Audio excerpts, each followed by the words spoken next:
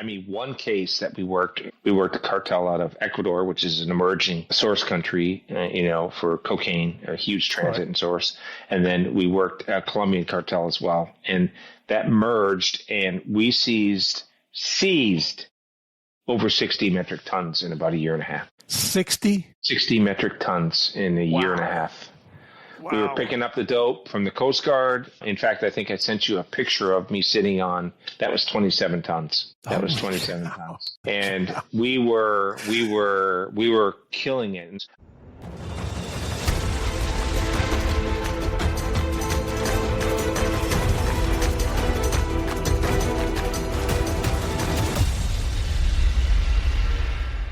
All right, gang, we're back for part 2 of this week's episode of Game of Crimes with Murph in the Morning. Our guest this week is Wes Tabor, former Hernando County, Florida sheriff's deputy, veteran of the Drug Enforcement Administration, retired. But as we left yesterday, we just finished up talking about Wes's career down in Guatemala, where he was having a freaking blast. I tell you, this is what I try to get across to people. This is why DEA is so exciting, the opportunities that are out there that are just waiting for you to take advantage of them. Wes, I hear now that, like you were talking yesterday, 75 people applied to go to Guatemala, that some of the positions now, they're lucky if they get 2. I mean, what the heck? Is this a generational gap thing? Or back when I was on, and I'm the next phase after you, because I think you came on in the 87. So I came on 10 years after, swore in 97. Bob Michelotti swore me in Tampa in December of 97. So, but it was, you're going for the adventure. You're going for the excitement. You're going to be doing things that you never thought you'd be doing. And now it's kind of like, don't want to move. I won't get my mortgage percentage right. PCS is going to take money out. We didn't care about any of that stuff. We just wanted the experiences. I mean, we cared about money. Don't get me wrong, but I moved so much that I didn't stay in one place and have that equity in a home over and over and over. My equity was in experiences and enriching myself by doing all these crazy things. Well, what my wife and I did, we moved 7 or 8 times with DEA in 26 years. And we would and some of those were an extra move while you're living in a position, but we would always buy fixer-upper houses or a couple houses that had unfinished basements. I finished the basements, if you could do stuff like that, and you build your equity as you go along here. But let's get back into DEA here. So you come out of Guatemala and you got promoted coming out, right? Yeah, I put in for a GS job in Chicago. A group supervisor job in Chicago. And so in September of 2007, I moved to Chicago, PCS'd. I get to Chicago. I have a task force group. There's like 5 agents and maybe 9 to 11 task force officers and intel person assigned. Actually, we had 2 intel people.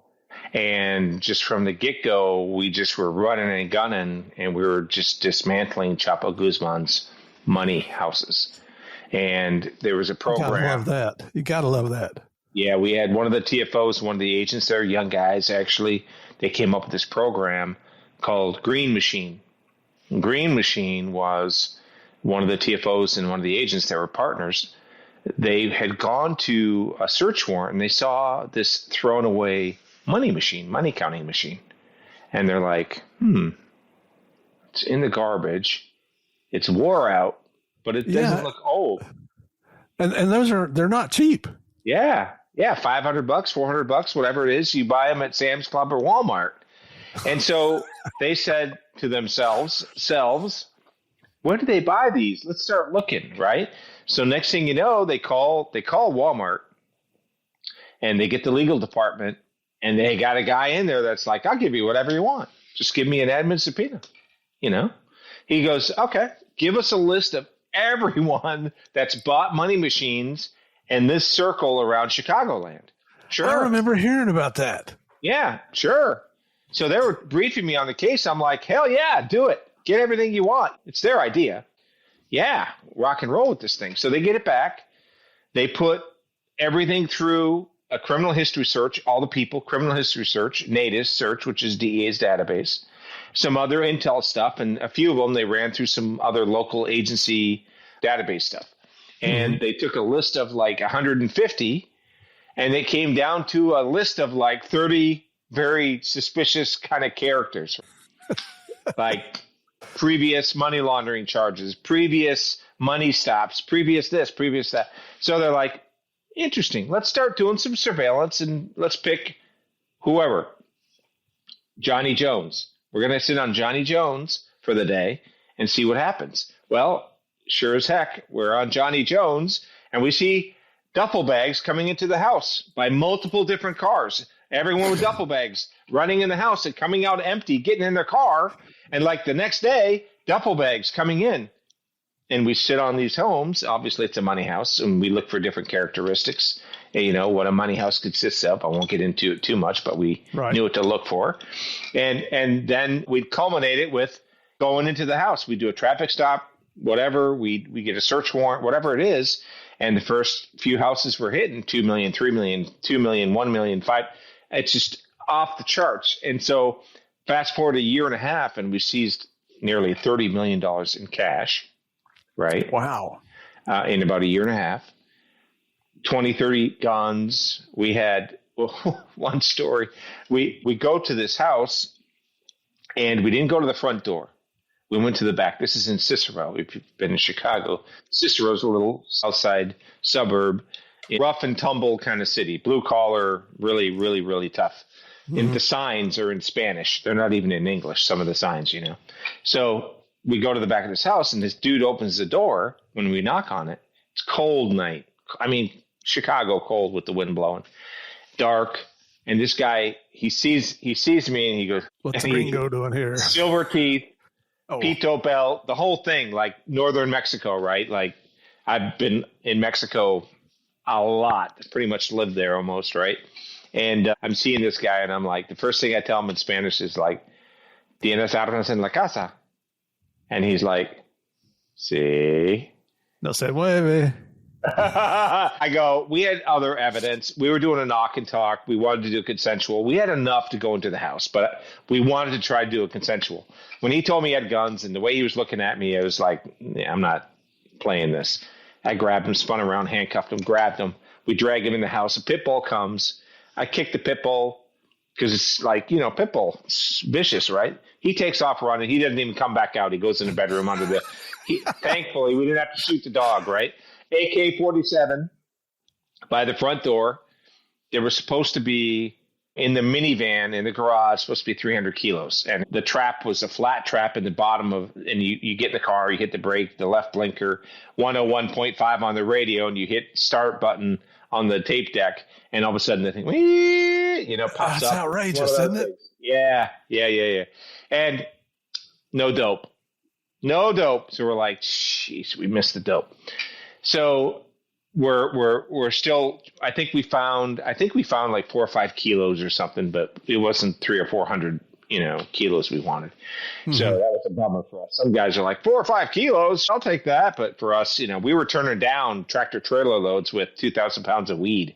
Like, yeah. A haul for us, 70, 80 kilos was like, okay. It wasn't, we were just, it's top level stuff, right? Doing the Margarita Flores, the Flores twins, and all their links directly to Chapo Guzman. This is who we're working, this crew, right? So we're dealing with Chapo Guzman's guys, his organization directly in Chicago, and we are ripping the money. I mean, ripping tens of millions of dollars from them, and we're just killing them, right? Well, in Chicago, prosecutions are tough. It's just, you could have the best case in the world. They'd be like, yeah, no, not really. It's not like SDNY. Hell yeah, we'll take it. You got any bacon on it? Yeah, okay. It's a ham sandwich.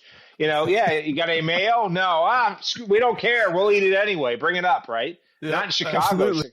Chicago was like, we had a clean stop. We have a gun. We have a dead body in the back seat.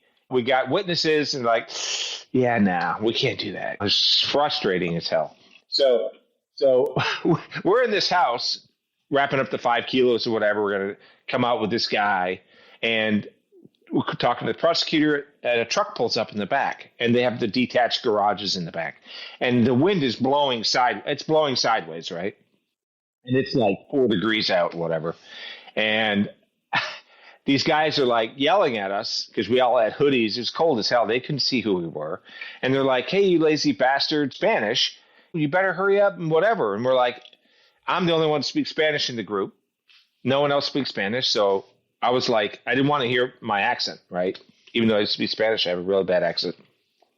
I'm like the Viking Spanish speaker, right? Like, so I'm going to break you, Te voy a romper. It's like, So well, when I speak Spanish, it's hola, y'all.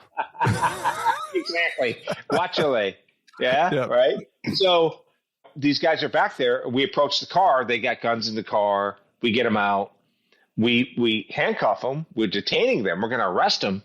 And we call the AUSA, and they're like, yeah, we know it's a gun, but they pulled up. Did you really have a good stop on them? How'd you? I was like, man, you got to be kidding me, right? So we had them at one of the local PDs, right? We wanted to try to cooperate. These guys they're extremely high-level guys, right? They're not going to cooperate, but we're going to try. And when they said we're not prosecuting them, we're like, all right, you're free to go, guys. And they're like, no. Put us in jail. We want to go to jail. We don't want to be out. And we're like, sorry, brother. We can't hold you. We're not going to take you state because we had discovery issues and some things down the road. Potentially, we just didn't want to mix what we were doing. Anyway, we're cutting you loose. And they were like, God, do not cut us loose. Put it, because they know it's going to look suspicious, right? Yeah. So nothing. What can I do? What am I going to do, dude? You want to cooperate? We'll put you in protective custody. No, we're not cooperating. Well, we want to go to jail. We'll give you a receipt for the dope we took out of the house, right? We've done that with money before. Give them a DA-12, a receipt. Unspecified 5 suitcases full of multiple denomination currency U.S. dollars, right? And and they cling to that thing because they show it to we got popped, but, and they still get whacked sometimes. Well, so fast forward, these guys, they leave with a receipt and they're like, and then 2 days later, the TFO that started with the other agent, the young agent, this whole green machine, he goes, dude, check this out. And he pulls up on his computer table with an arm, a leg, a torso, a head, all had been chopped off with a chainsaw. They had grabbed that guy and him and the other guy, tortured them. And of course they hadn't cooperated, but they weren't in jail. And then they shot him and then chopped him up, put him in bags, dropped him by that house that we seized the dope in. So, and, to realize that these organizations are that brutal, and they're not just doing this overseas, they're doing it in our streets. They had flown in 2 sicarios, 2 killers, who grabbed this guy, tortured him and killed him, and then they fly back to Mexico. This happens every day in the country, still to this day, right? Those guys, the Flores brothers, actually know Margarito. I think a whole lot of him. Well, interestingly enough, so we were working a part of that case is because it's so huge. I mean, Chicagoland, you had the Flores twins, and then we were working as well, which was a lot of money. I remember it was Larino's division in Chicago. They were working, and they grabbed them and cooperated Margarito, right? And I didn't know what was going on, but we're on the whatever floor it is in the DEA building in Chicago, and I hear like this Mexican music, like banda, and boom, boom, boom, boom, boom, boom, and I'm like, what the hell's going on? So I walk around the corner, and there's like 4 agents outside of the room, the holding cell area where we did the fingerprinting and booking, and they're just standing there, and they go, hey, boss, what's up? I said, what's going on in there? They're like, well, we got the Flores twins. I said, what? I said, well, I got to do. I got to go in here. I got to get whatever. They're like, okay. So I open the door. They have a radio with the banda. Tacos, like totopos, tacos, refresco, like everything. They're having like the family's all there. They're all like having a little party. And I was like, I look at the agents like, who the freak cleared this? Did you guys shake everyone down? I mean, the food, did you x-ray? I mean, I'm sure they did, right? But it was like, I don't want to say it was a party, they were allowing visitation to the family. I was like, did the USA's clear this? I mean, it was just a very strange scene to have like 8 or 9 people, kids, the wife, the in-laws, the this, the that, the father, the mother, like whatever it was. I don't know who they were. And I'm like, in our holding area.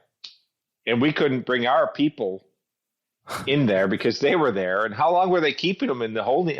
Anyway, they did cooperate, you know the whole story with Margarita Flores. Yeah. I left the room just like going, whatever. And the agents were just kind of looking down like this, like us. We know it looks bad, but yeah. Anyway, because he was obviously going to cooperate, and they were working with his lawyer but it was kind of a shocker to see that. Yeah, things that go on. Yeah, strange things. Yes. So we just continued to rip these stash houses, and one of the most poignant things I remember from all that money we were seizing was this one agent we were following this guy at a money house. And we suspected they're going to have $2 or $3 million in this money house. Well, we followed one guy out to a remote area south of Chicago, way, way south. Like it was probably 40 minutes south, and toward Naperville. And so, which is a very nice suburb, right? And we go down this little asphalt road to this big garage. It's like a huge, like semi-truck garage with like 7 or 8 bays or whatever it is. And there are probably 15 or 16, something like that, 17 of these guys, all Mexican guys, fabricating traps. Like, wow. I got binoculars. I'm looking. I had a guy with me, a task force guy, and I'm looking, and they're fabricating traps in these trucks, trailers, the whole thing. That's how big the cases were in Chicago. So now we got the money homes. We're identifying all these multiple homes. We got the florists that are working directly for Chapo, communicating directly to Chapo. Now we have all the trap operation and transport operation, right? And I'm like, wow, this is crazy. The TFO that was with me, he was pissed. And I'm like, why? I actually asked him, like, well, dude, what's wrong with you? He's like, money house, I should be at the money house, the money house. He was so mad he wasn't at the money house. I'm like, dude, who cares? We've been ripping money for months, a year, whatever, year and a half, 2 million, 3 million, 5 million, 3 million, 4 million, 5 million. Like, who cares? I don't care. This kind of interested me because now we're hitting a trap operation.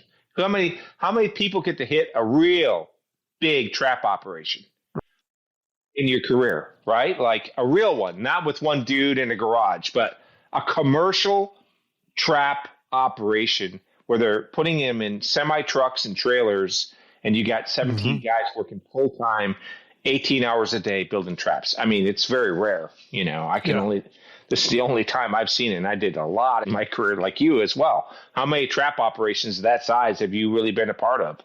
It's rare. So I was like, this is freaking cool, right? Mm-hmm. Well, we're sitting next to each other far away waiting for some more backup because we were going to go hit this and then inventory all the traps, the trucks, everything. Well, it comes over the radio, they're going to hit this money house. The guy, he's a little freaky. He's seeing things. So they stopped the car. He had $2 million in a trap in the car. And I think he had another 2 million or 1.7 or something in the house, whatever. And he takes his radio and throws it and swears. He's like, I'm going to the money house. I'm like, he's a TFO. He really doesn't work for me. Sometimes guys will show up on cases, right? Big cases. Yeah. So he takes off and leaves me alone.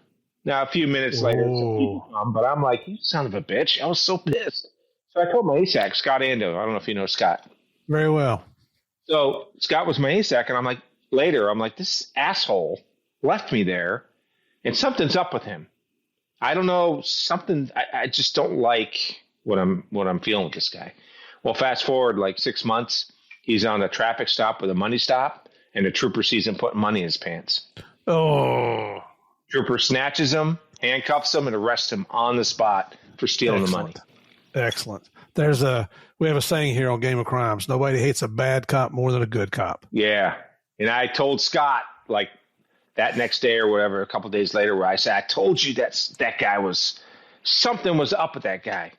And I had a few run-ins with potentially, I couldn't really put my finger on it, but in fact, I had a TFO, I won't say who the TFO was, that 2 TFOs actually, something came about where it smelled funny, like something wasn't right. And I brought them across the street from the federal building to a coffee shop. And I told them, I said, let me tell you something. If I ever catch you doing anything where you're planning to do something nefarious, I said, I will arrest you myself. Yep. They knew it and they hated me. And I was like, to this day, you didn't like me? Okay. I don't care.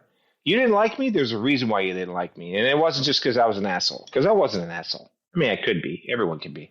But in this case, this was, I want to make sure it was very clear. This is big city police work. And you've been around enough to know, and cops know, you get that sixth sense and you feel it. We had a case one time, Steve. I show up at a money house. It was like 2.7 or 2.5 or something in the basement. And I arrive and there's a cop up top. One cop up top on the first floor. I'm like, where is everyone? They're like, they're downstairs. What are they doing downstairs? There's like 8 or 9 guys downstairs. And he said, they're downstairs. That's what he did, just like that. And I'm like, why aren't you downstairs? Senior guy. I wouldn't go down there if I were you. Let's go. Exactly. Right? I was like, get out of my way. I open the door. I go down the stairs. As I'm coming down the stairs, I got, there was no agent. They were all cops. I had some agents that were on surveillance that were arriving. You know how it goes sometimes. You just have a hodgepodge of cops or whatever. And so I go downstairs and the one cop turns to me. He puts his hand by his gun and he looks at me as I'm coming down the steps. Like, it could be interpreted 2 ways. Like, he hears someone coming down the steps fast. He's like, who is this?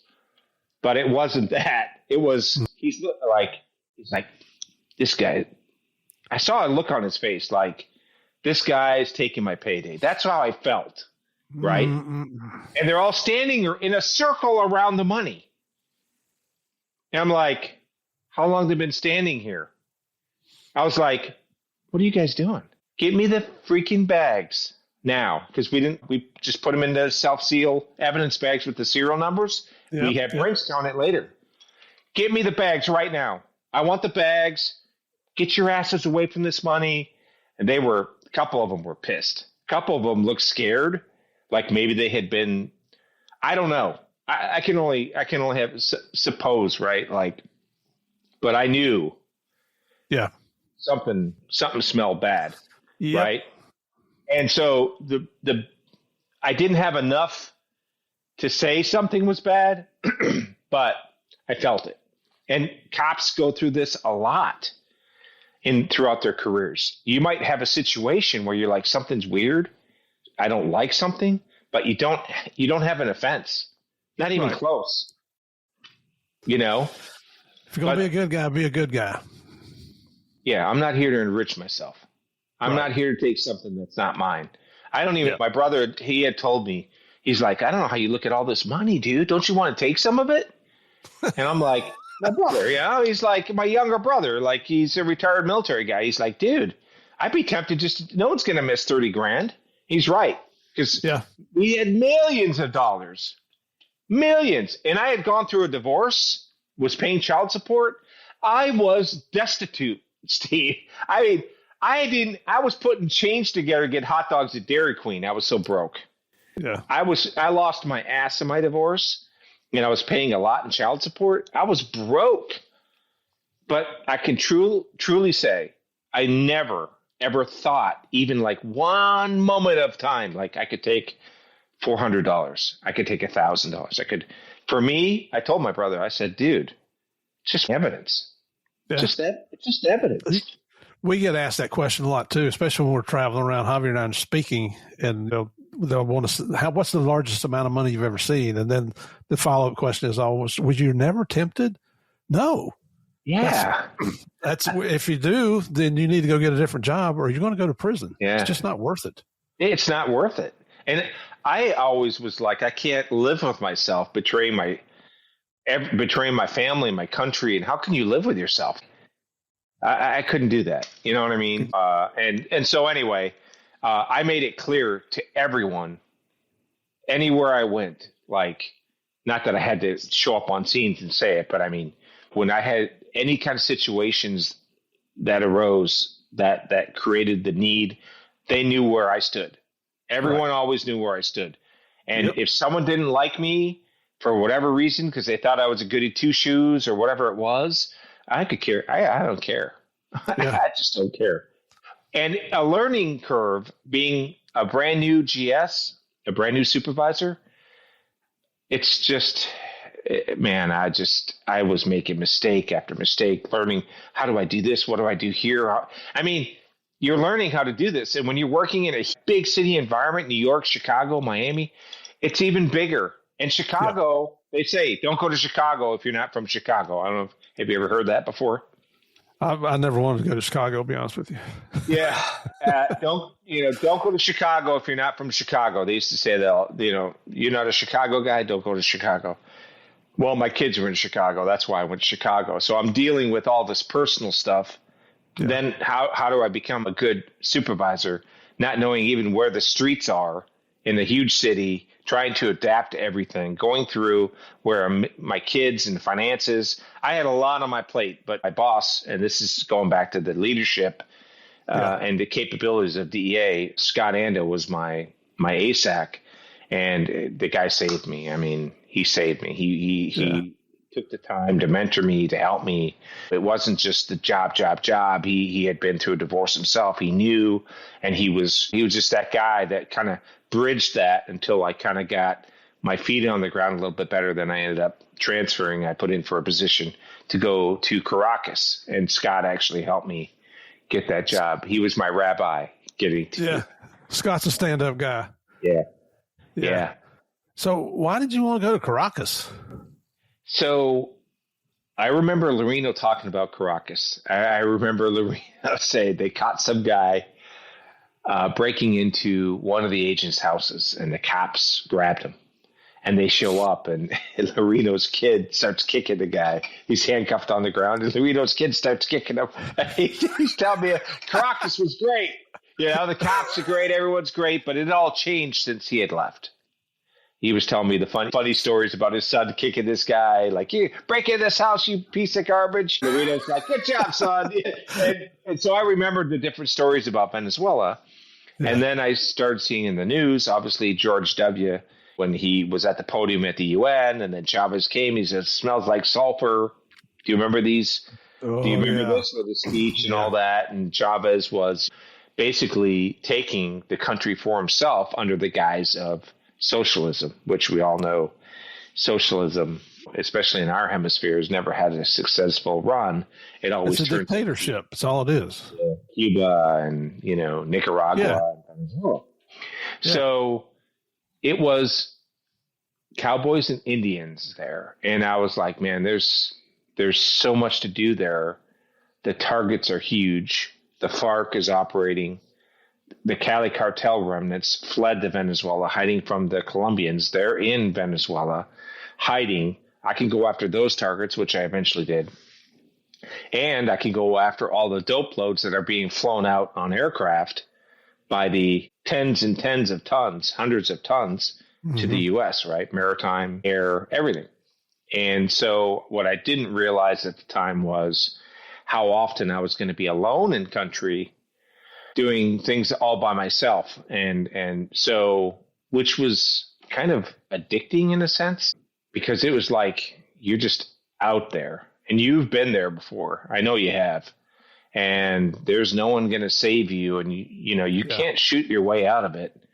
You can't, there are times when I'm like, okay, there's 4 or 5 guys. Can I kill them? Can I do this? Can I do that? I had plans in my head, how I'm getting out. I'm going to take a boat. I'm going to do this. I planned everything, but you have to rely on yourself to kind of be smooth to get through it all. And a little bit of, I don't want to say luck, but in a sense, like the gods are going to either take care of you or not in some of the situations that I found myself in.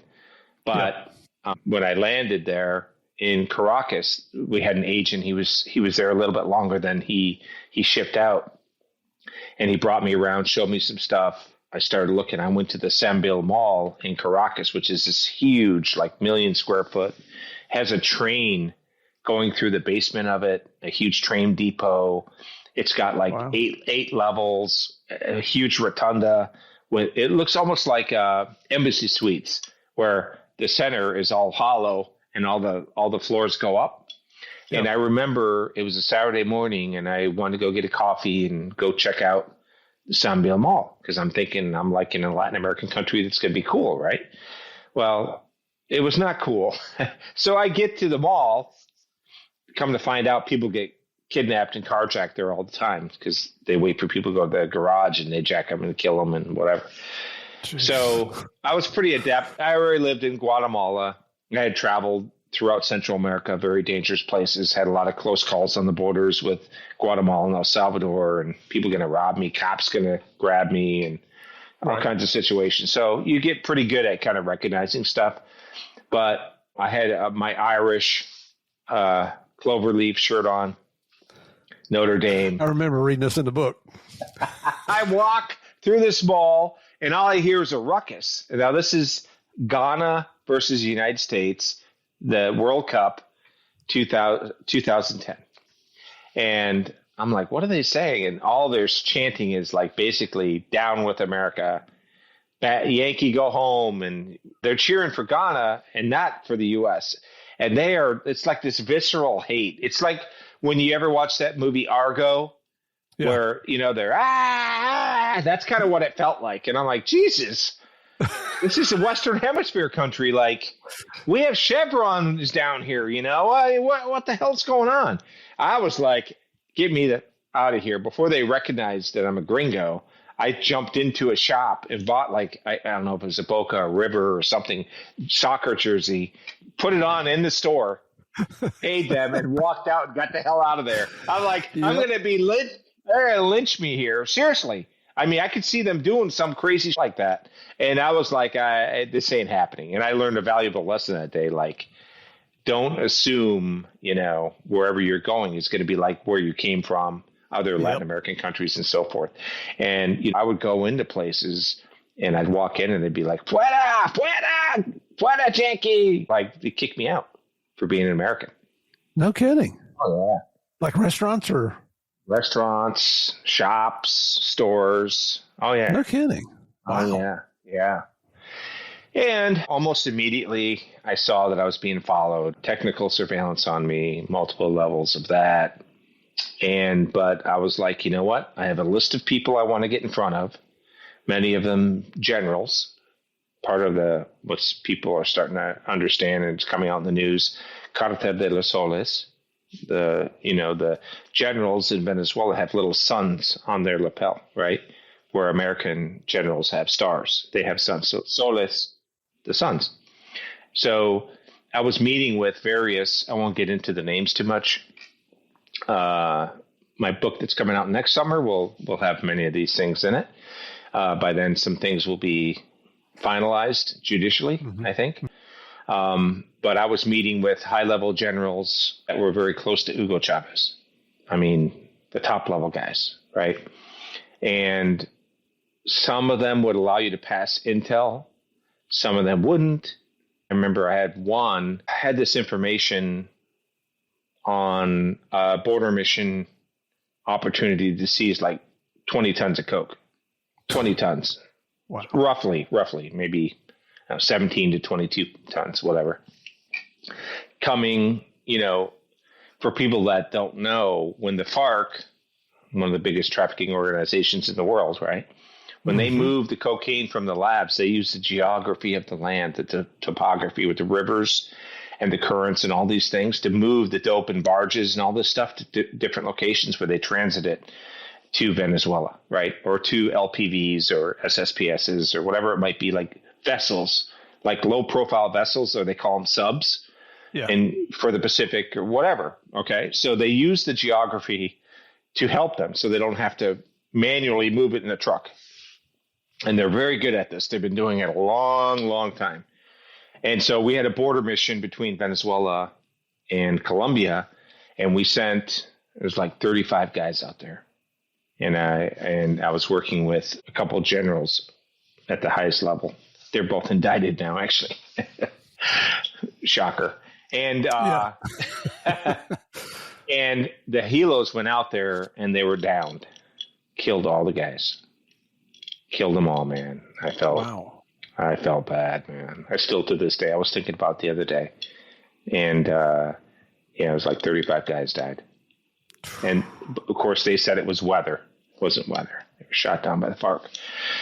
So, and these guys, in a sense, they were kind of killed not only by the FARC, but they were probably somewhere along the line betrayed by their own government because, as we all know now, and we knew back then, but even more so now, it's much more public. You can Google all this stuff. Everything I'm talking about, you can pretty much Google, with the exception of little vignettes I might share some information, but nothing that's in judicial process, right? Chavez, his idea of the socialistic movement to create this spread, like Fidel Castro thought he could do, which had never left the island in a sense to the magnitude that he wanted it to, other than, with the Sandinistas in Nicaragua, and then you have Cuba, and then you have, and what they tried to do in Argentina, but failed, and now it's democratic. Chile, Pinochet, you have all these things that didn't really they lasted years, but it didn't take over completely and fully. The population came back and took it. But with Chavez, he said, I can come in, I can make this happen, right? But I have to get rid of the Imperio, the Yankee. We have to get rid of the United States. So how can we do that? We're going to flood them with cocaine, heroin, and we are going to make tons of money doing it, and we're going to degrade the fabric of the United States of America to the point where we will be on top. We will. That was in his mind, that's what he thought he was going to do, right? Didn't really work that way. Ended up dying from cancer in 2011. But the country has lost its democratic fervor. It's basically a dictatorship with Nicolas Maduro. But so my job was go down there. Who's hiding there? Identify the different players in the government, get as much intel, get as many people as I possibly can on Team USA, and bring that to the States over and over and over. And that didn't matter if it was DA or HSI. Bonnie Clapper, you know Bonnie Clapper? I don't think so. She was AUSA Eastern District, New York. Bonnie worked a lot with HSI. I was capturing for her targets for HSI. And I didn't care who it was. I was helping everyone, right? HBT ops on CPOT targets. I think we got 4 CPOTs while I was there in just 2 years. So high value targets, and just quickly, what is a CPOT? So consolidated priority target. It's like a kingpin, right? It's the biggest of the biggest. It has to be nominated, it has to be accepted. You have to justify it. It has to be, all processed and designated, right? So, and we got 4 of them. And then I got a cop killer. I got a bunch of other like RPOTs or regional targets that are a little bit less than the CPOT or the kingpin, a level down, but still very big.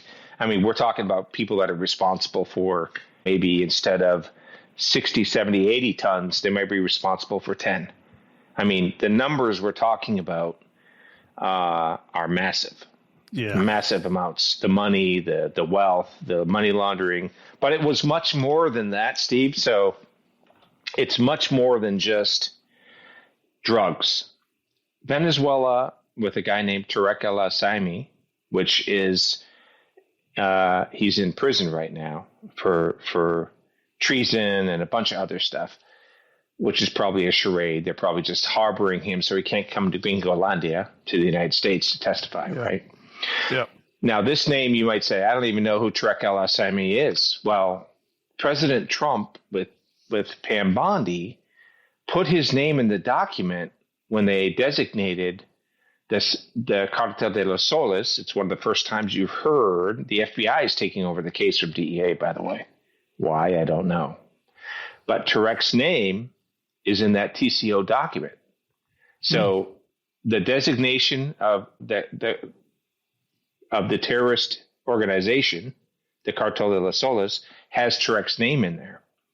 And it's listed when you talk about not only the Cartel de las Solas, but in reference to the gangs with Tren de Aragua. Now, I had been in Central America working gangs. MS-13 created a database in Guatemala because I saw how they were transiting back and forth from the U.S. to Central America, and no one knew who the hell they were. So I said, well, I can go to the local cops. I would go to these little towns. Who is this? And they'd say, oh, that's Chewy.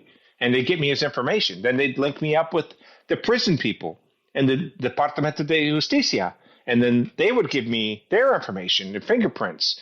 And all that information we collated and turned into a database. And we wanted to expand that throughout Central America. And the FBI took it and turned it into their gang database. I think they called it at that time CAFE, Central America Fingerprint something. So that's where I started working gangs. Not that I'm an expert on gangs, not like I'm the guru on gangs. It interested me because I saw what they were doing and how they were spreading. So when Tren de Aragua, when I was in Venezuela, they were more of a nuisance for the Americans back then. You have what's called the colectivos. The colectivos are kind of like local dirtbags that all collect themselves and fight for a cause, whatever that might be. It might be like the Antifa guys, like their version of the Antifa, right? Like that show up in black and they think they're ninjas, right? And then they get their ass kicked by some, 15-year-old kid, right? Because they're used to playing video games. They're not on the streets doing what they need to do. Right. Well, Tren de Aragua, which is a powerful gang, began back in the early 2000s. It didn't begin in the prison. It actually began in the state of Aragua when they had the socialist movement of Chavez. He was dumping money into all these infrastructure projects to further the socialistic revolution, create jobs, opportunity, and money on part of the government to the people.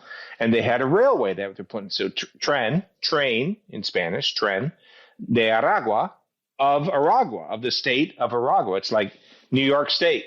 Aragua is the state, right? So Tren de Aragua. And guess who was the governor of Aragua State at that time? Tarek El-Asami. Oh. Now, so when you start putting the pieces together, I won't get into the full gamut because I could be here like 5 hours.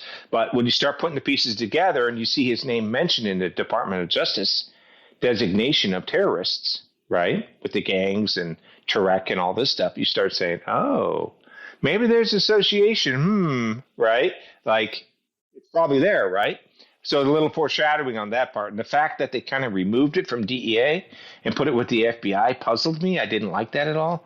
But the FBI they have the reins now. Hopefully there's a collaboration between HSI, DEA, Treasury, whatever, and everyone. They have a task force on it because we haven't seen the last of them. But getting back into the Venezuela realm, that's the picture that's being painted, right? We have all these target sets, and I had one agent, and he was great, but his father was ill, and he was out of the country almost all the time. His father was dying, right? So I was like, listen, you got to take care of your dad. So I'm going to meetings, I'm doing surveillance, I'm doing all this stuff by myself. Over and over and over, I'm taking all these risks. I would go out. I couldn't bring my car because I was worried about surveillance, right? Technical and visual. So I'd have to dump a car. I'd have to sneak out at night. I have to do all this crazy stuff. Like didn't wear a ninja suit, but I kind of felt like I was out there doing ninja work sometimes. And I would take taxis. And, it's dangerous in Latin America taking a taxi at night. People don't realize we had an agent in Bogota, Colombia, that was stabbed to death because he took a cab and he just wasn't being careful. Unfortunately, it cost him his life. These guys killed him, stabbed him to death. So I would sit there. I would be like all scruffy, a hat, dirty clothes, whatever, depending on what I'm doing, where I'm going. And I would watch the taxi. They would all line up, right? Young kids, older guys, all this stuff. I'd look for the old guy that'd be like playing crossword, no phone. If he had a phone, this is 2010, 2011, like flip phone, right? Low technology, not paying attention to what's going on, not talking to people, not texting, not doing any of that stuff, Blackberries. And I would walk up to him out cold, sneak up to him. Sometimes they get a little startled. And I'd say in Spanish, hey, I'm from the Netherlands, or, hey, I'm Canadian. I need to go to my buddy's house. And it was just happened to be near the U.S. Embassy, right? I'd have different addresses that would get me to close sprinting distance to the U.S. Embassy, right? So, and he'd be like, oh, cool. So he'd get in the car and he'd start talking, oh, what part of the Netherlands you're from? What part of this? And I had a whole cover story already in my mind I used over and over. And then I would get to the embassy and jump out and just throw like $30 at him and just walk away, right? And he'd be like, where are you going? We're not even there yet. I'm like, it doesn't matter, right? But I would one time we're going out to catch a major trafficker. His name was Loco Barrera. I went out with a cop. I posed as his informant. I had a mask over my head to hide my gringo-ness. This is Thanksgiving Day. I think it was 2011. Might have been Thanksgiving 2010. Group chat. I had a Glock and I had a beacon, a coil beacon. Remember the old square coil beacons? You pull the top and it comes out. Do you remember the coil beacons? Yep. It's like ancient. It's like saying that I had a track.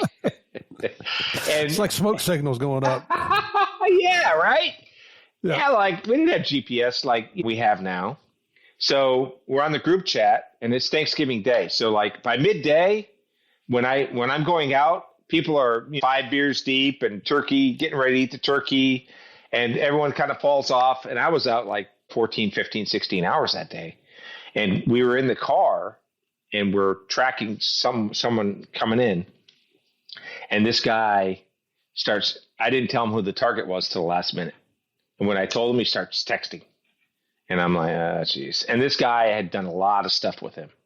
And he never screwed me over. So I thought but the target was too big. He compromised me. I just felt it, right?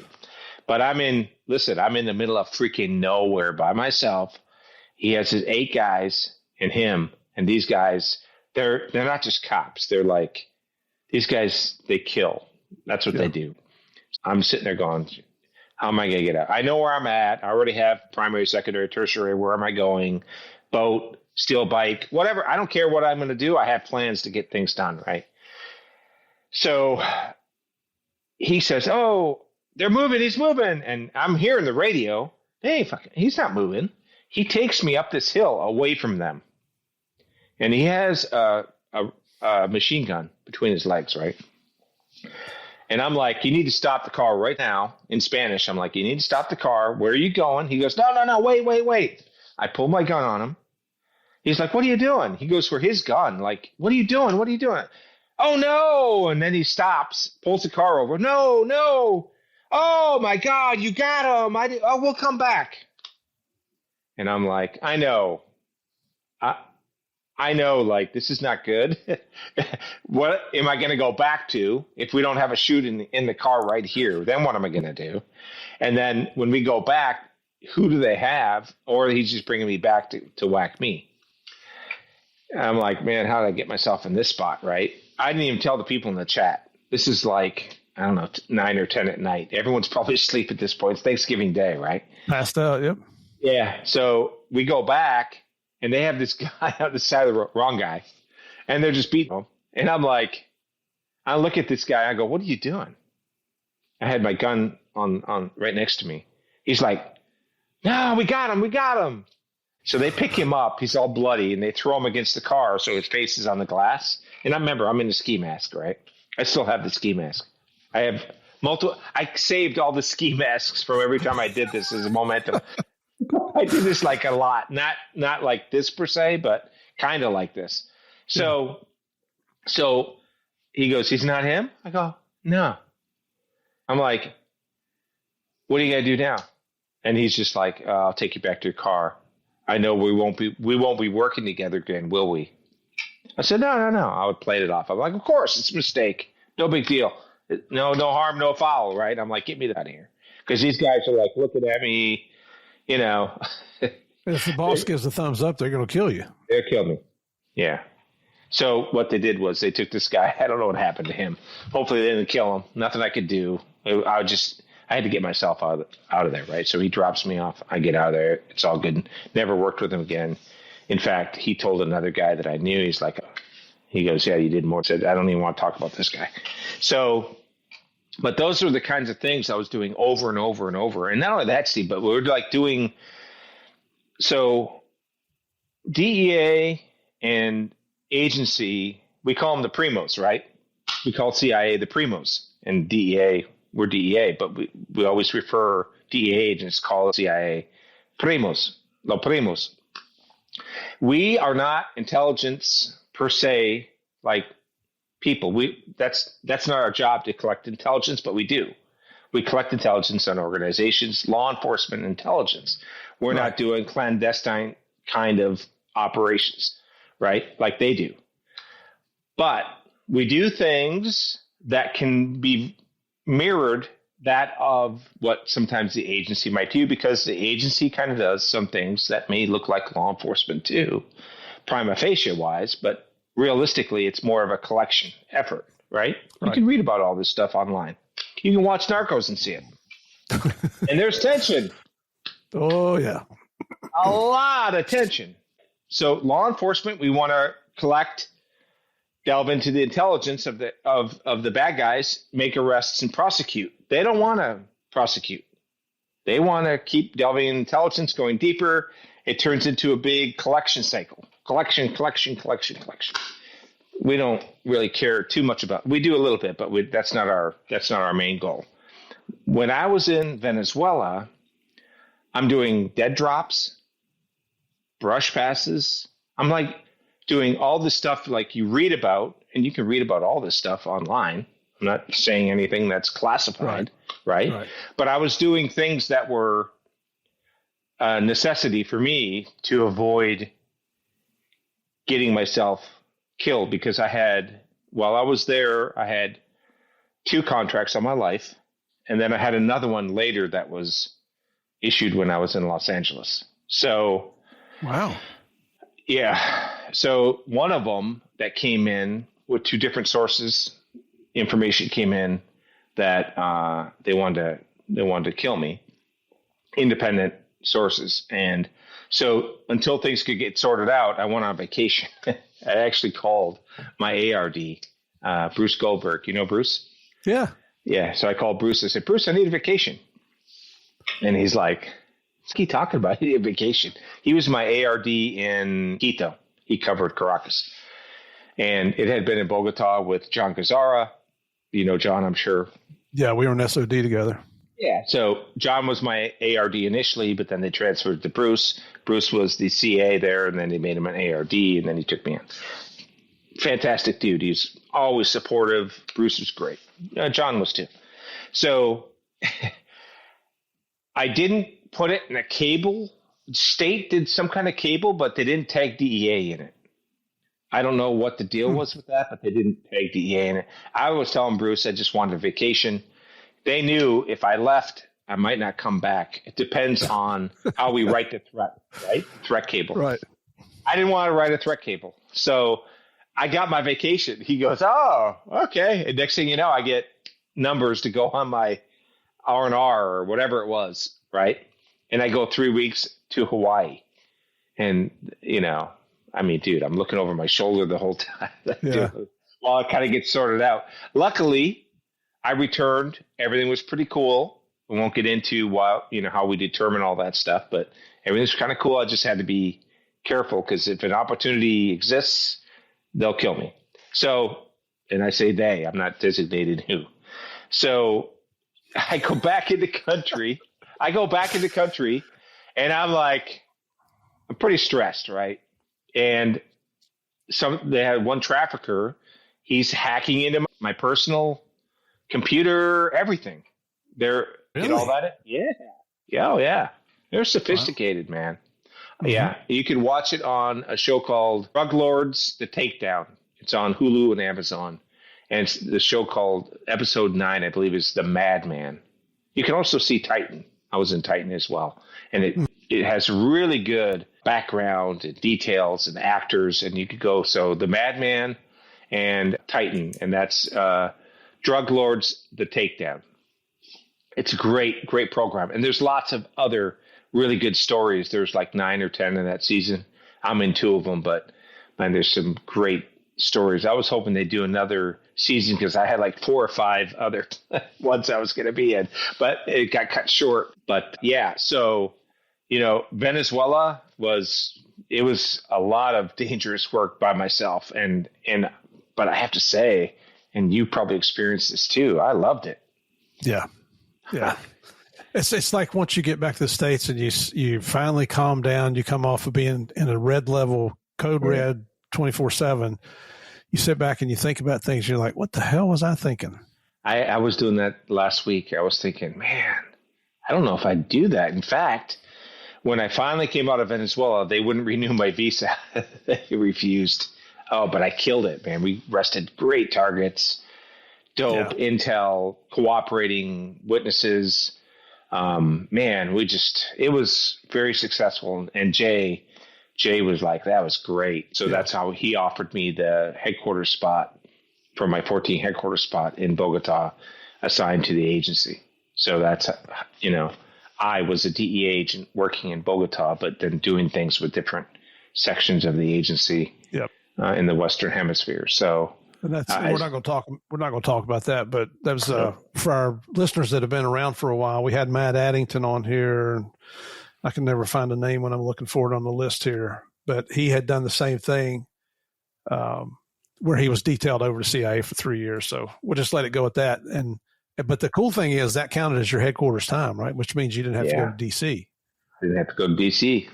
And I already had been language school, and I would go one more time before this whole circus was done. But for now, I was very content in Bogota and doing a lot of traveling, a lot of stuff. But yeah, great times helping out DEA, helping out agency, helping out HSI, helping out whoever I can, kind of bridging the gap, doing stuff with the SEALs, with the 7th Group on actionable stuff, Coast Guard and all that. It was a great experience, but we'll leave it at that. And then it's just amazing the things that you can get involved with as a DEA agent and all these other agencies.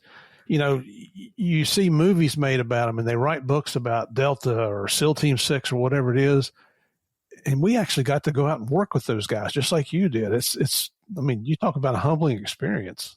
Yeah, it was great. And the funny thing is I was working with this one guy, SEAL Team 6 guy. He had left SEAL Team 6. He was doing TRNG stuff downrange, right, with us. And he was like, oh man, I get to work with a DEA guy. This is so awesome. I'm like, guys in SEAL Team 6 for like 15 years. And I'm like, seriously, bro? He goes, oh, dude, I'm so excited, man. I didn't know I'd ever get to work with a DEA guy. This is so much fun. I'm like, oh. Because technically, you look at what they do, right?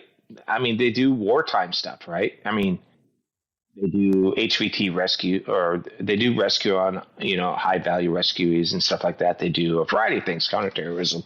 But to do, like, law enforcement mission kind of related work, it's probably a little bit more niche for them, I'm guessing, right? Unless they're destroying maybe some labs or something in the Middle East or whatever. But I think the guys from the previous era in Latin America, before the wars were around, look at Jaime Camacho in Panama, all the SF guys, the SEAL teams that all went and got, went to Panama and took out Manuel Noriega. And that actual indictment was done in Miami with the guys in Miami. I think Dick Gregory actually did the indictment on that one, All Day USA, back in the day. And he actually gave me pictures of the camera that was used to show the loading of the aircraft, in Colombia with dope. That was part of the evidence that actually went against the cartel in Colombia, and I got pictures of that. He gave it to me. Yeah, it was pretty cool because we had worked a bunch of Venezuela cases together. But that kind of changed after 2001. Everything was Middle East. Yeah. Right. So for him to come back, I think he was like, this is just a different feel. The same thing with, we're doing maritime training and stuff like that in SEAL teams on the north coast of Colombia and Santa Marta, and you're out on boats doing crazy stuff and stuff I won't talk about, but you're doing things that you see in movies, like all the time. Like my whole career, I was doing like stuff that you would put into a movie, and when people look at it, they're like, "This guy's full of." But when you've done it, like you have, or other guys, and you're like, "Oh yeah, I remember this. Oh yeah, I could see that. I knew a guy that did that." Yeah. I mean, it's a great career. It's a great career. And I had Jaime on here March of this year, episode 188, and he wrote a book that just got he won the fiction book of the year from this organization. And the book is really spooky, man. Yeah. I bought the book. I haven't read it all yet. It's excellent. Yeah. Talking about Sonoria and what's the other group? The evil side. I think Sonoria is evil, but this is even worse. Palemumbo, something like that. That's the Haitian one? The Haitian? Yeah. Scary stuff. Oh, I told him when I had him on the show here, I had to put the book down a couple times and walk away, just thinking, oh my gosh, I just got, feeling creepy here. So after Venezuela and then you do the CIA, what's your next stop?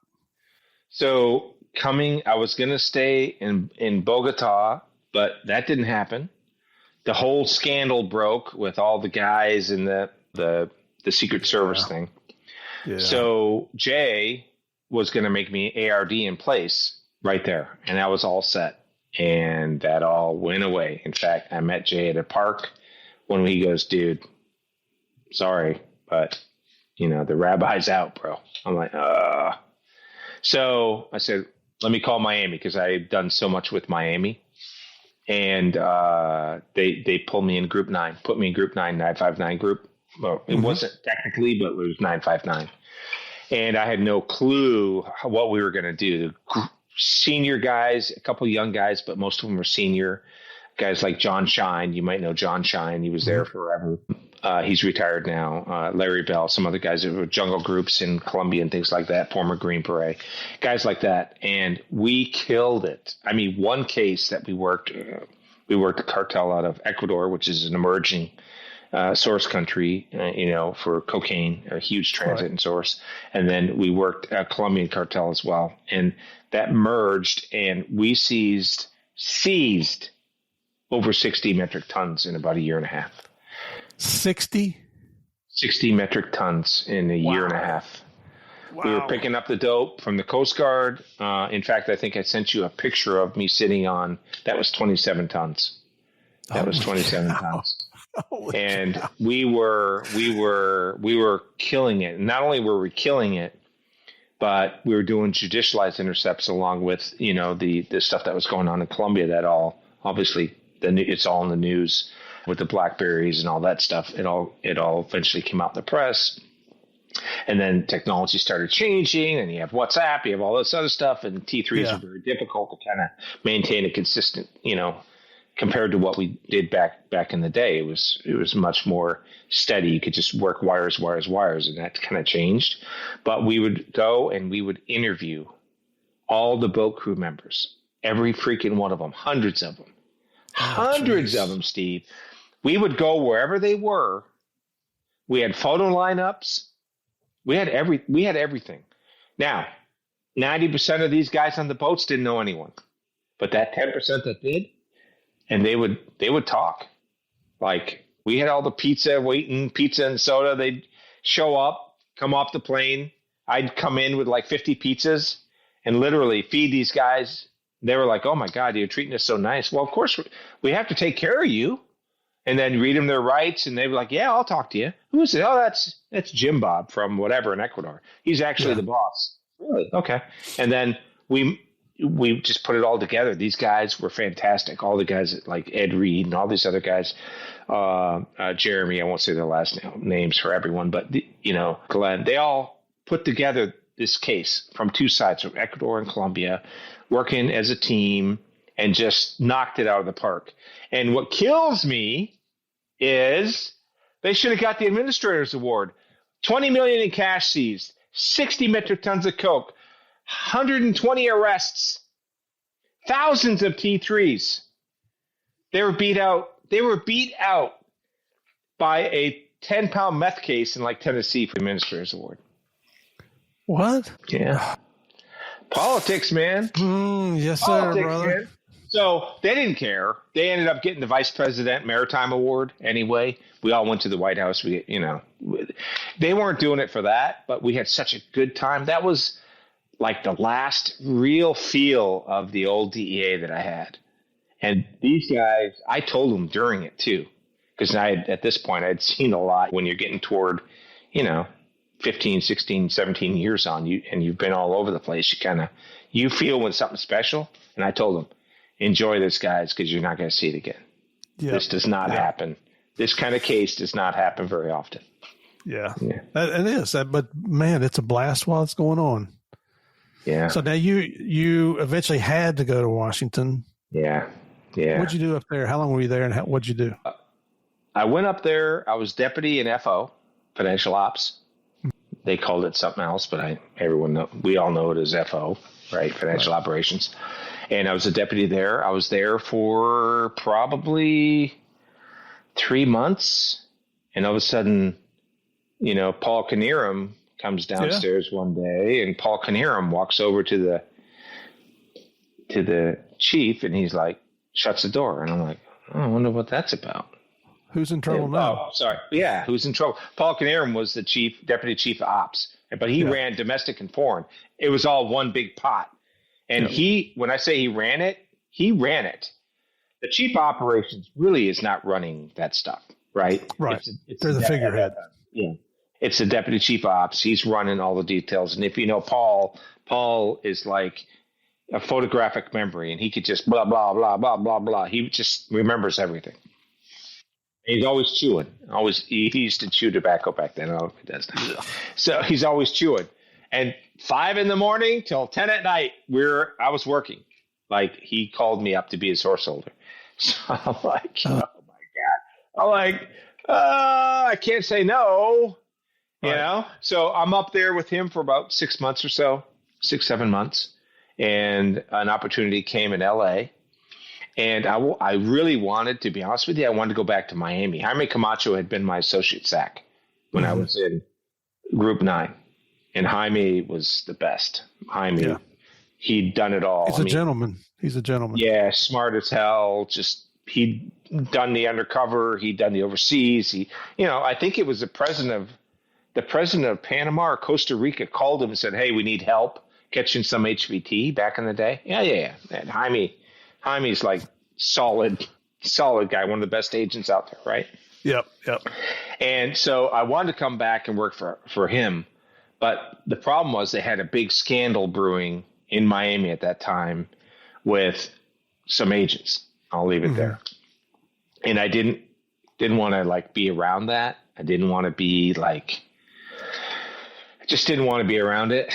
And so I was told, hey, a guy in LA would like to have you out there. So why don't you go to LA? You'll be there a couple of years and get out.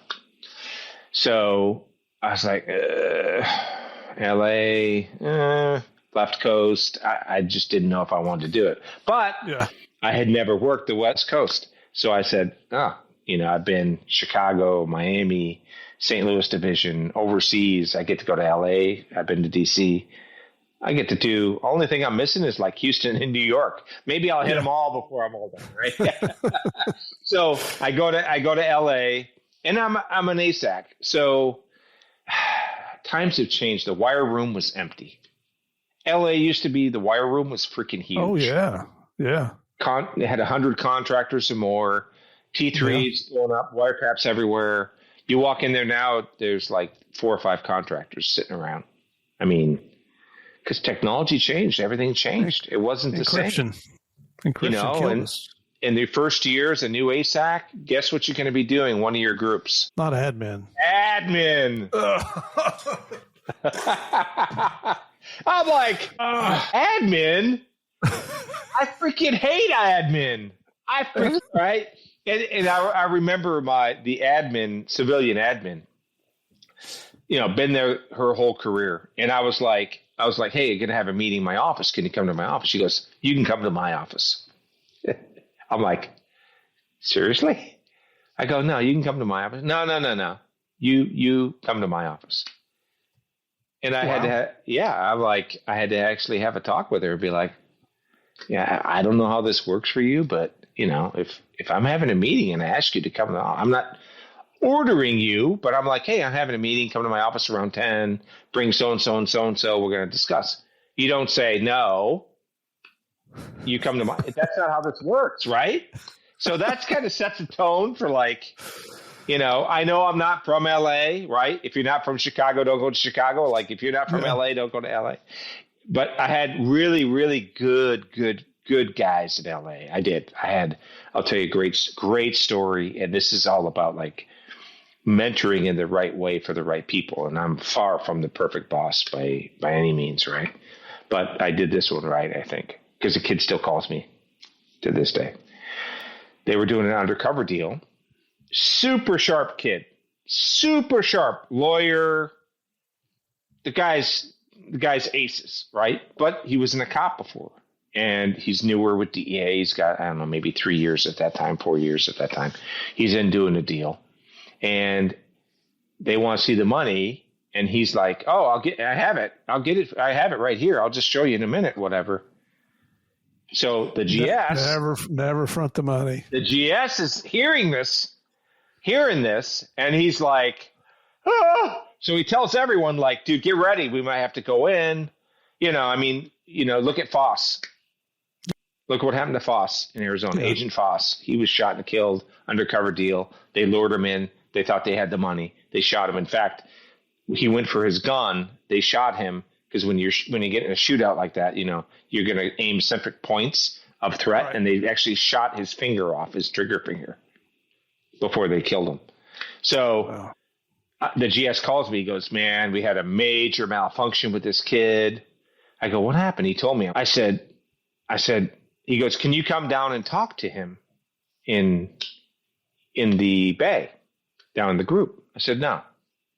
You're going to bring him up to the training room in front of the wall of honor, and you're going to meet me there in 5 minutes. The kid had been saying, I didn't really do anything wrong. It was a call I made as a UC, blah, blah, blah, blah. So he came up, and I told him, I said, you know what? I knew this guy, I knew this guy, I knew this guy, I knew this guy. I said, and I know you. Am I going to see your face up there next? Because what you did will get you killed.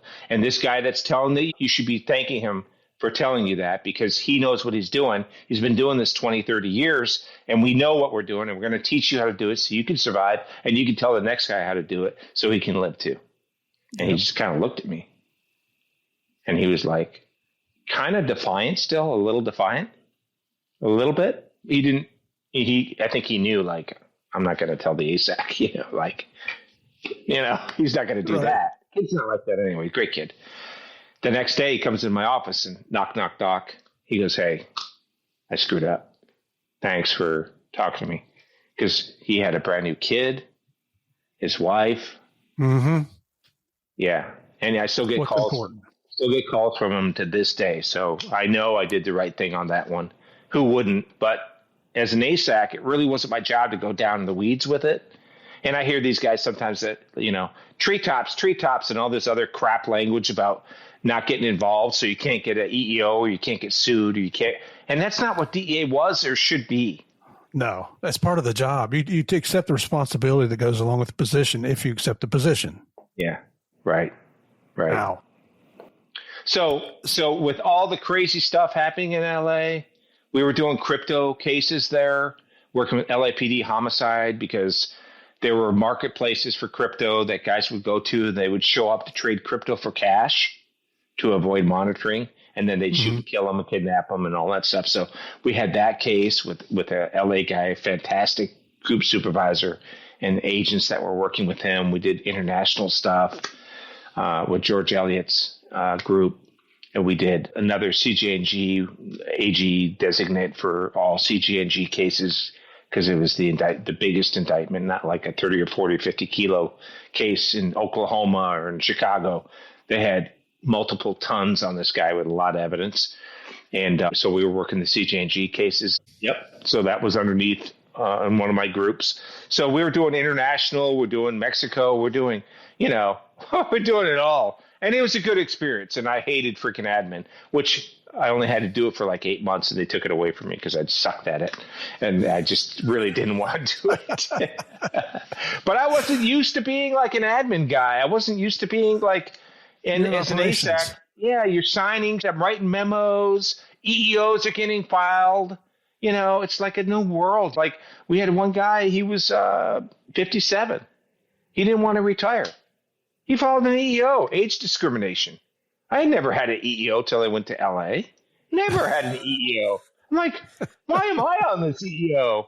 Well, because, obviously you're prejudicial against old guys. I'm like, whatever. They're laughing, which they never go anywhere. But it's just the point. I was seeing the side of DEA that I didn't really want to see. Just a few years prior, I was seizing with my guys 60 metric tons of coke. I was doing operations with dead drops in Venezuela. I'm meeting informants in third-party countries after flying to country, different airlines to clean myself, to go into a new country, walk across the border so I wouldn't be flagged. That's what I loved, and that's what I was doing. And now I'm signing documents for a 103. It just was tough, right? So is that when you decided enough's enough? Yeah. I said, it's been a good run. Times are changing, and I was ready to do something different. So I retired the day I turned 50. And I rented a little place in Chinatown. I lived in Chinatown so I could walk to work because I commuted my whole career. Hours of commuting. I said, I'm going to walk. And I'm fighting homeless guys. I actually had guys going to rob me one time. I badge and gun. I'm in a suit. They're trailing me. Two homeless guys. And they're like, pull my badge out and pull my gun out like this. And they take off running. And they're like, oh my God, I keep walking. I go to the division. I'm like, really? So I'm in Chinatown. So I just gave away all my IKEA. It was like throwaway apartment. All the cleaning people in the building. I'm like, hey guys, you want TV? Want IKEA furniture? Take it. And they all came, cleaned out my apartment, dishes, silverware, everything, right? Wow. And I mailed some stuff to a place in South Florida where I was going to go.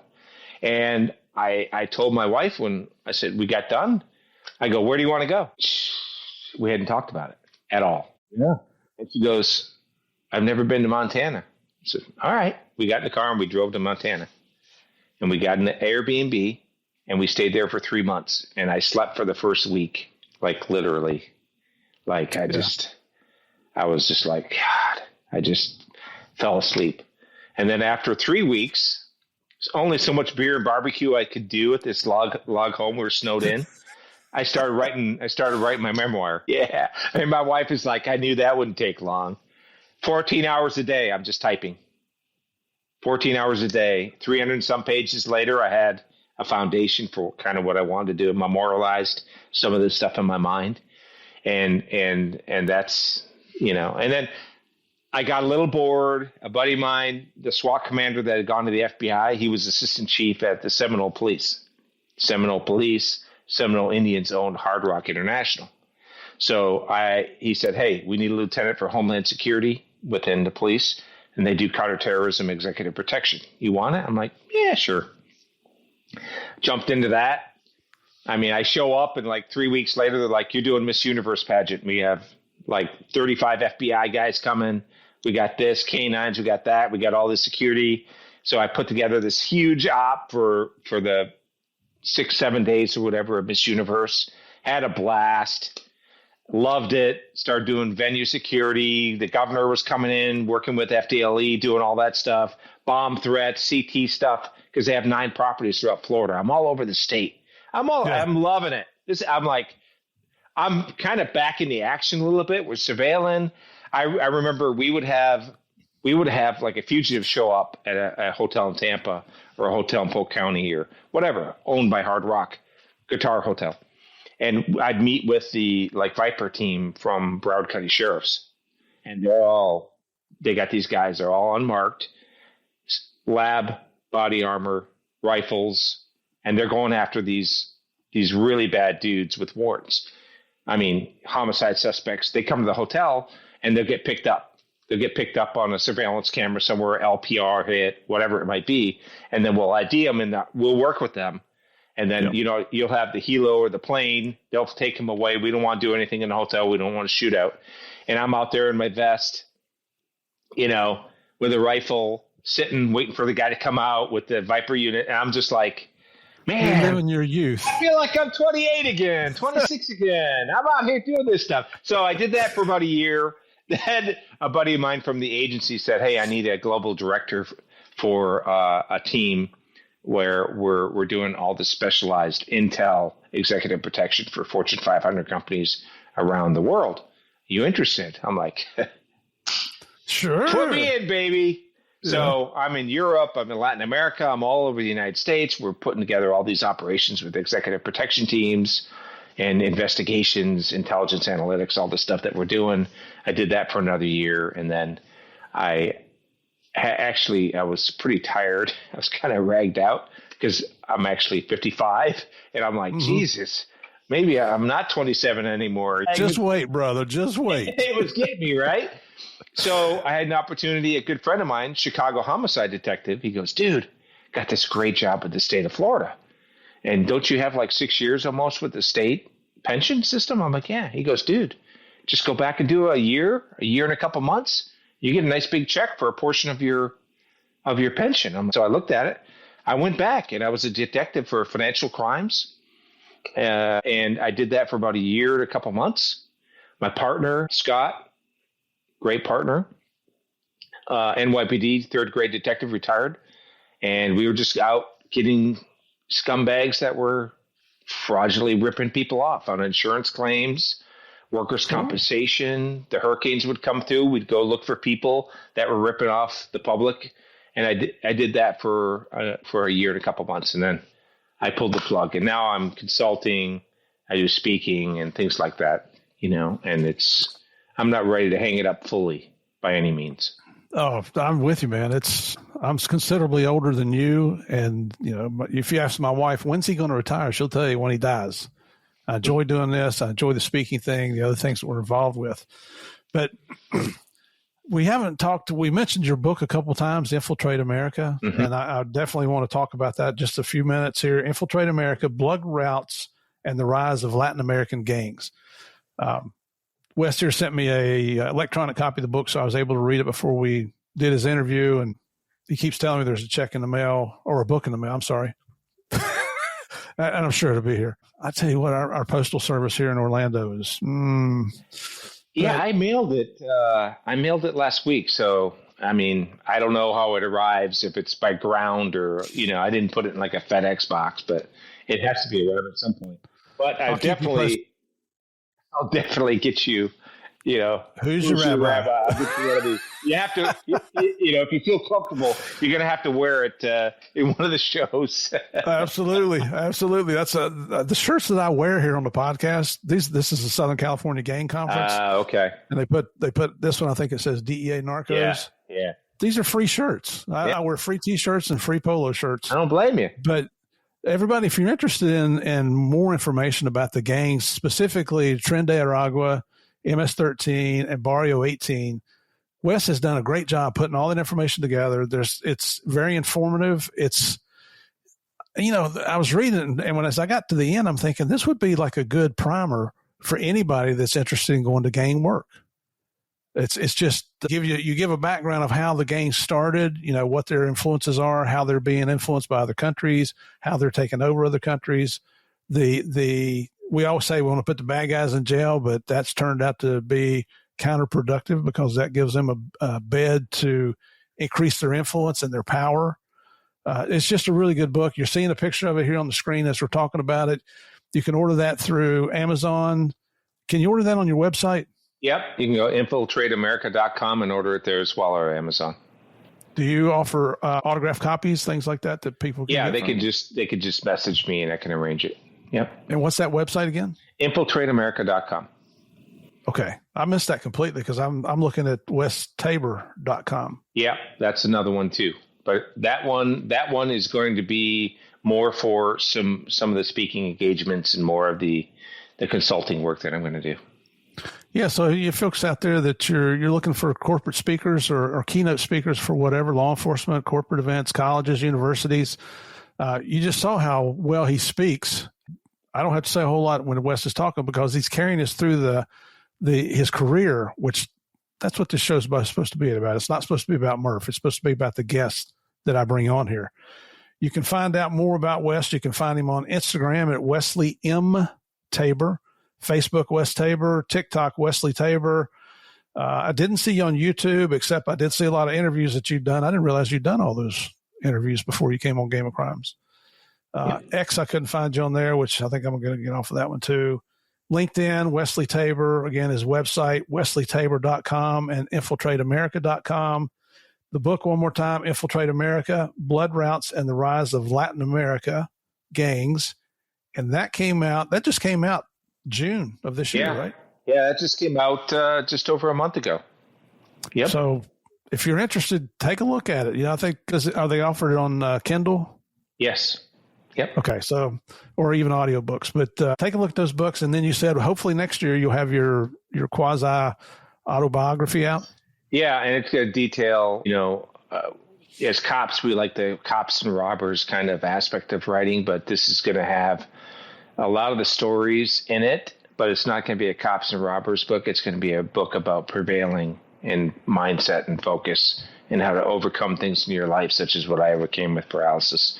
And the mindset and the importance of keeping that mindset, and it can do miracles. Because, after 2001, when I was paralyzed and pretty hopeless, just a few years later, I'm in the jungles doing missions out of helos, So miracles can happen, but sometimes you really have to work for it.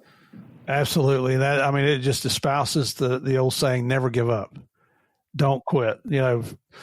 You folks, I wasn't going to bring this up, but I'm going to anyway now. If you are in a situation in your life where you feel hopeless, that you're suffering from depression and anxiety, we have a national telephone number in the United States, and it covers Canada and Mexico, 988. It's a national crisis intervention line.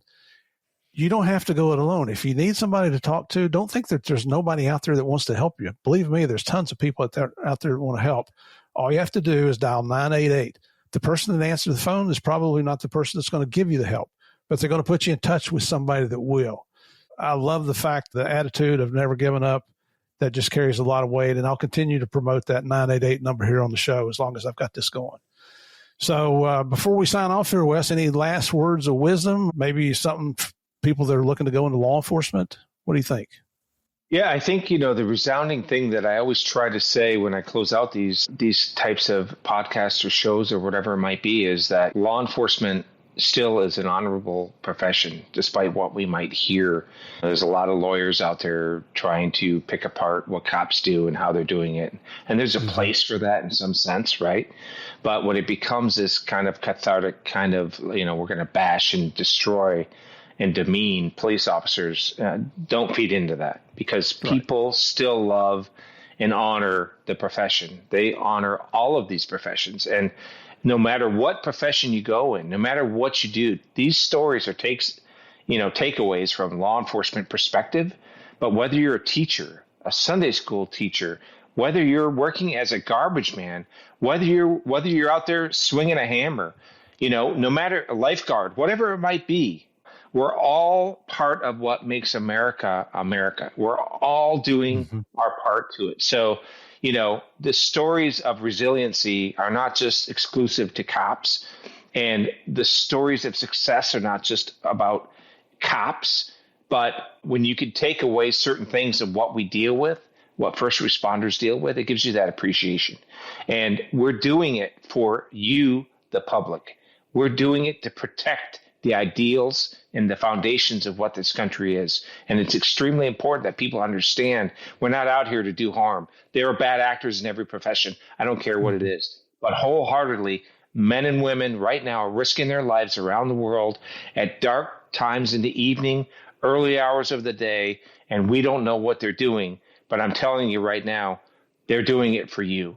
And we need to be appreciative to them, because it's not just police officers. It's not just soldiers. It's not just teachers and nurses and doctors. It's all of us, and we're all in this together. And when we, in an age where we have political discourse and we have this dissension among us and we're looking to blame each other, we have to overcome this and we have to start bringing it together. And I think that's the biggest thing I like to preach, because I didn't spend 30 some years of my life, and Murph didn't spend 30 some years of his life to see us break apart because of some political discourse. We need to come together as a country and be whole again. Amen, brother. I'm with you 100% on that. So everybody, thank you, Wes. Thank you for the exciting stories, man. I get goosebumps listening to you talk, and I had done a lot of research on you and read your book, the first book, Infiltrate America, and still get excited. You know, it just brings back so many good memories. We've got a lot of common or friends in common. So thank you for coming and sharing your story, the story about the paralysis and how you overcame that. It's just very inspirational and motivational. So thank the good man upstairs for taking care of you. And for our listeners, thank you folks for continuing to come back every week. Do me a favor, if you're not watching this on YouTube and you haven't checked out YouTube yet, go over and in that search bar at the top, type in Game of Crimes Podcast, hit the subscribe button, watch some episodes, hit the like button, and send me your comments. All right. We're at the end here. I usually say I don't know why you folks come back, but you do. And I do know why. Because you enjoy playing the biggest, the baddest, the most dangerous game of all. And that's the Game of Crimes. God bless you all. We'll see you next week. Wes, thank you so much, brother. Thank you.